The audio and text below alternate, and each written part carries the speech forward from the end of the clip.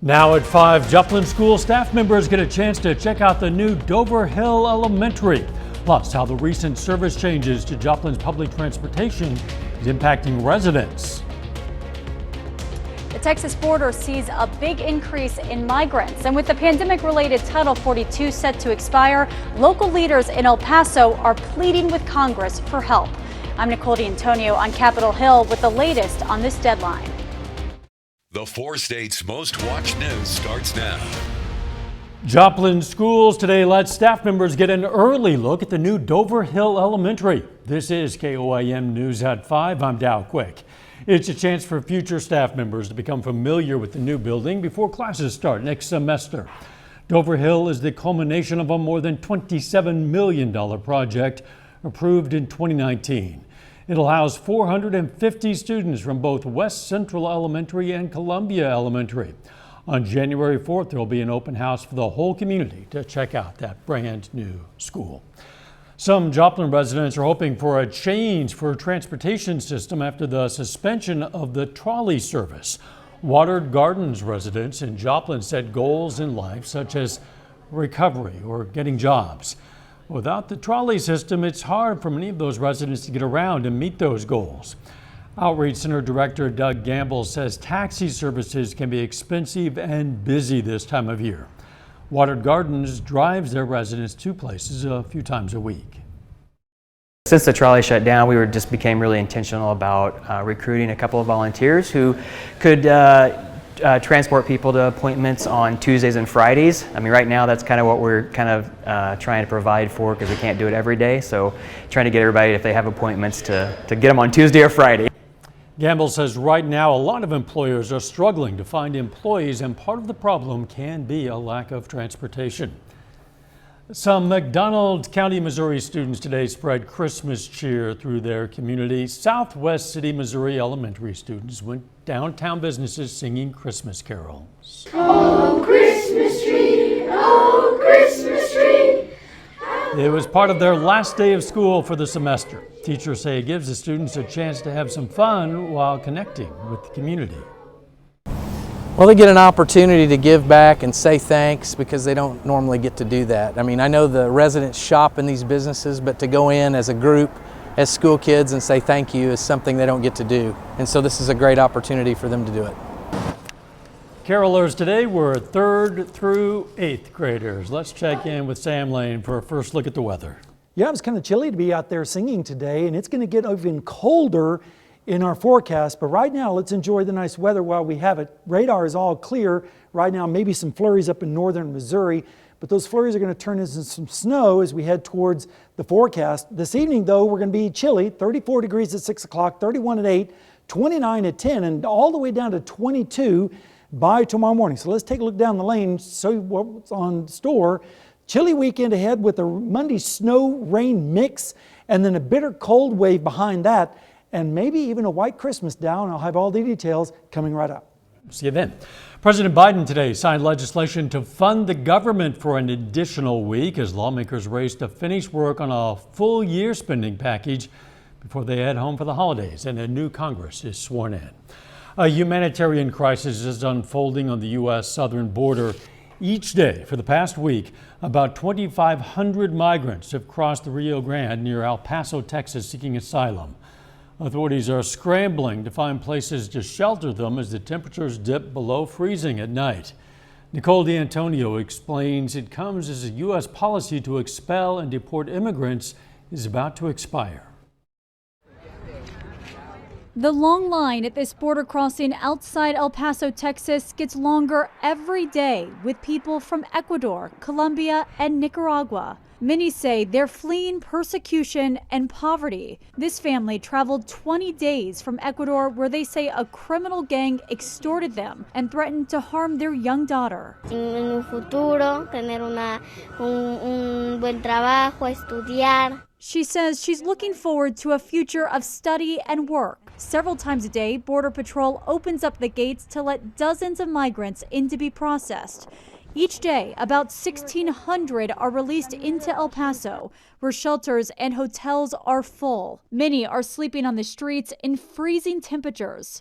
Title 42, which was enacted under former President Trump due to COVID concerns, is set to expire next week. El Paso officials expect the number of migrants seeking asylum to double. Congressional officials tell CBS News that negotiations on a bipartisan compromise on U.S. immigration and border policy failed to gain enough support to pass by the end of this year. 19 Republican-led states have asked an appeals court to delay the termination of Title 42. We have a crisis on the southern border. They can't deny it. The Department of Homeland Security has released a 6-point plan for when Title 42 is lifted, which includes resources at the border, strengthens penalties for unlawful entry, and improves the intake process. Nicole D'Antonio, CBS News, Washington. A federal judge in Texas is preserving another Trump-era immigration measure, the so-called Remain in Mexico policy. It prevents migrants seeking asylum from waiting in the U.S. during that process. The U.S. Supreme Court initially ruled President Biden had the authority to get rid of it, but sent the case back to the lower court. The judge ruled against the White House yesterday on a procedural level. A week after her return to the U.S., Brittany Griner is expressing her gratitude and says it feels so good to be home after her arrest in Russia. In a statement, the WNBA star says she intends to play again with the Phoenix Mercury this season. Griner was arrested back in February at Moscow's airport for carrying cannabis oil in her luggage, which she says was inadvertently packed. Griner was released last week in a prisoner exchange for a notorious Russian arms dealer. The CIA says the agency has now released all of its documents involving the assassination of President John F. Kennedy. The National Archives released nearly 13,000 government documents related to JFK's assassination. Kennedy was shot and killed in Dallas back on November 22nd of 1963. Of course, Congress passed legislation in 1992 requiring the release of all remaining government records about that assassination. They gave the original deadline of 2017, but presidents have extended that deadline. Still ahead, helping veterans get the care they need. President Biden is touting the PACT Act, expanding health care for veterans exposed to toxic burn pits. I'm Skyler Henry at the White House with the administration's latest efforts to raise awareness about the new law. And next in Health Watch, a look at the mental health benefits that come from giving back. Topping today's Health Watch, the White House is reinstating its program to provide free COVID tests to American households as more than 90% of the nation sees another surge in COVID cases ahead of the holiday season. After a 3-month hiatus, the administration is making 4 rapid virus tests available per home at covidtests.gov, while Pfizer has been tapped to provide 3.7 million additional courses of the COVID antiviral drug Paxlovid. The White House is once again encouraging Americans to get their updated coronavirus booster shots, as hospitals have already seen overcrowding this winter due to the so-called tridemic. A new rehabilitation program developed in the UK might help patients everywhere manage long COVID. After 6 weeks, scientists say participants in the program, based on a gradual increase in patient activity, had reduced bouts of extreme fatigue, breathlessness, and headaches from an average of 3 a week to just 1, improving their quality of life. Young Americans are dying at an alarming rate as a result of the opioid crisis. According to the CDC, overdose deaths have increased by 94% since 2019 among people ages 14 to 18, and most of those deaths involved illicit manufacture of fentanyl. It's the season of giving, and health experts say donating time, goods, or money doesn't just benefit those in need. Helping others has mental health benefits for the giver as well. Michael George introduces us to one special young lady who, despite her own challenging circumstances, decided to help those less fortunate. 14-year-old Jocelyn Green of Westerville, Ohio, is paying it forward. With her friends rallying around her, the leukemia patient decided to use her wish from the Make-A-Wish Foundation to donate $10,000 to Nationwide Children's Hospital, where she undergoes treatment. The TVs up there aren't really up to date, and you're waiting there so long for like chemo or for blood transfusions, and there's really nothing to watch, especially with like little kids. Friends matched the gift by raising money at school. Nationwide pediatric psychologist Dr. Tammy Young-Salami says children can benefit by giving to others. It helps them feel more empathy, feel compassion for others, builds their self-esteem. So it just really helps their whole mental health. Jocelyn's mom says her teen has always had the urge to help others. Even if her siblings wish, she'd chosen the trip to Hawaii. She couldn't imagine the guilt she would feel if she was sitting on the beach when she could have helped other people. If people see this and they want to help, what would you say to them? To do as much as you can, even something little can help. As for her own cancer journey, Jocelyn says she's doing much better than she was at this time last year. Michael George, CBS News, New York. How great is that? Jocelyn undergoes treatments once a month now, which is less frequent than it used to be. Her last treatment is scheduled for January of 2024. And that is a look at today's health news. A little bit later, more relief at the pump as gas prices continue to drop ahead of the holidays. And it was a chilly day across the area, but more cold air is on the way, along with snow. And I'll have all the details coming right up.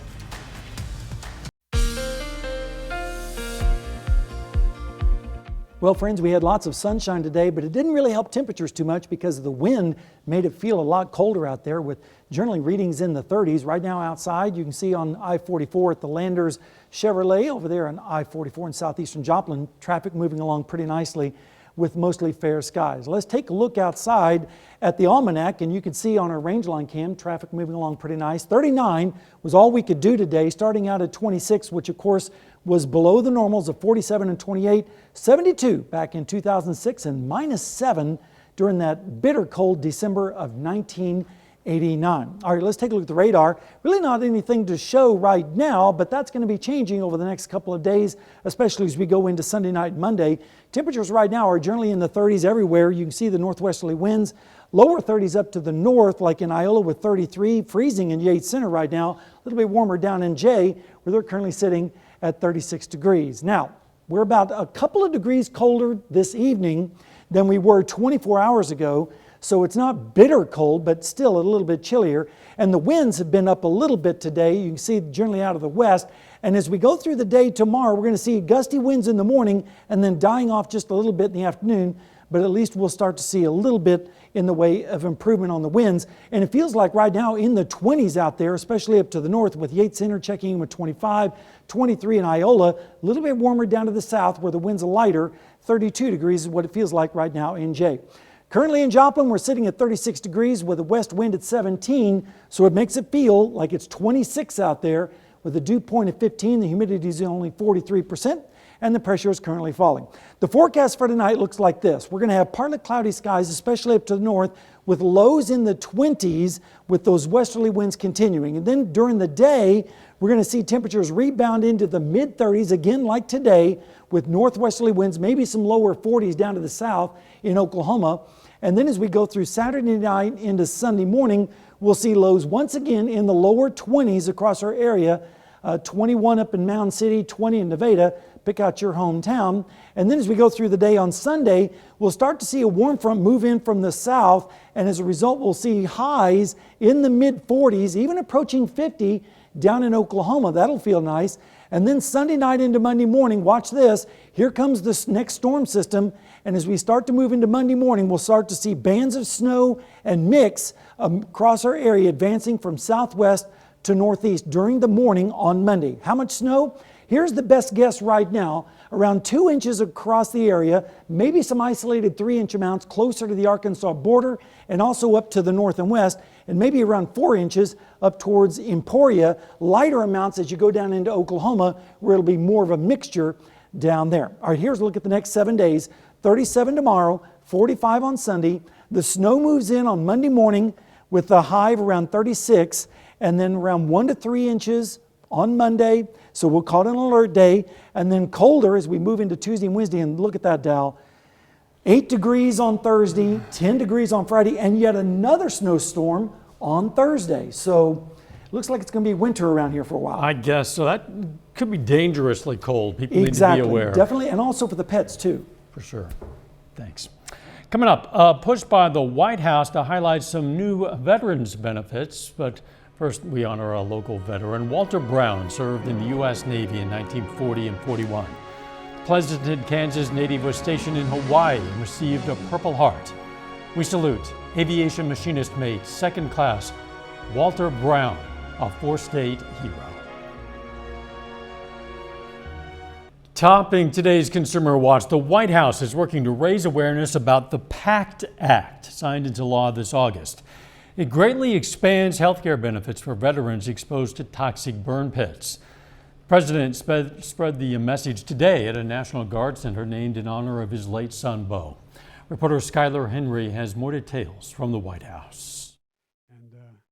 It always leaves me with a little bit of a lump in my throat. President Biden hosted a group of veterans at the Bo Biden National Guard and Reserve Center in Delaware to talk about the benefits of the PACT Act, a law expanding health care for veterans exposed to toxic burn pits in Iraq and Afghanistan. We have a lot of obligations as Americans.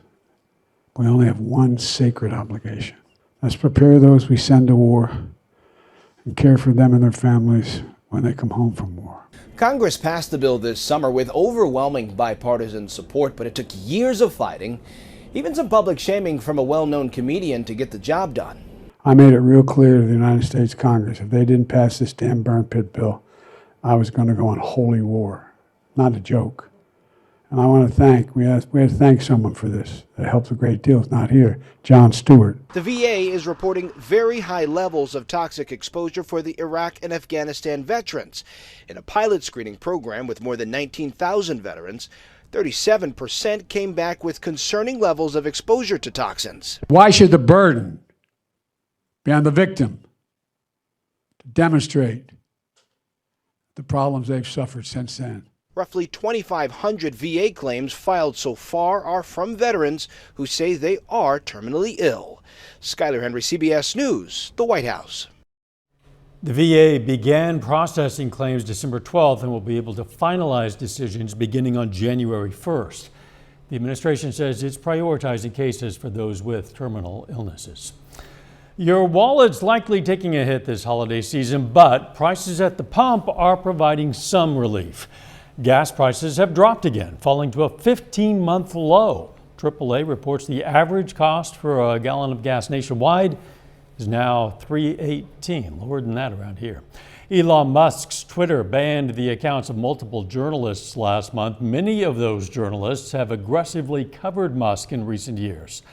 Neither Musk nor Twitter have explained the permanent suspension. Yesterday, Twitter shut down an account belonging to emerging competitor Mastodon. You might want to think twice when you accept your next friend request. In a report released this week, Facebook's parent company, Meta, says it's seeing a rapid rise in fake profile photos generated by artificial intelligence. Meta has reported to Congress that it removes millions of violating posts and accounts daily. A final check of the forecast next.